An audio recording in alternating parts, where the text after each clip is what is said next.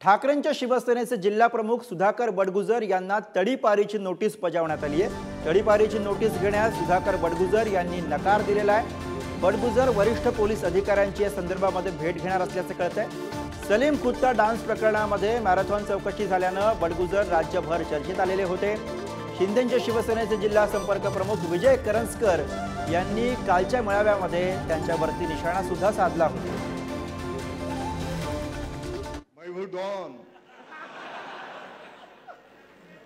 माननीय मुख्यमंत्री महोदयांनी अद्याप सलीम कुत्ताकडे लक्ष दिलेलं नाही।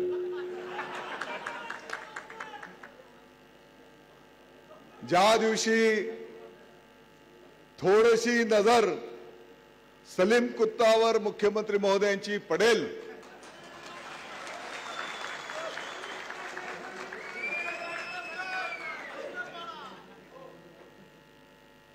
आणि आता आपण काही काळजी करू नका, आपली सर्व टीम आता एक संघ झालेली आहे आणि सगळे गुंड मुख्यमंत्र्यांच्या मुलाबरोबर फिरतात, मुख्यमंत्र्यांबरोबर फिरतात। या नगर शहरामध्ये गुंडांचं राज्य सुरू आहे आणि तुम्ही राजकीय कार्यकर्त्यांवरती खोट्या केसेस टाकून त्यांना तडीपार करता।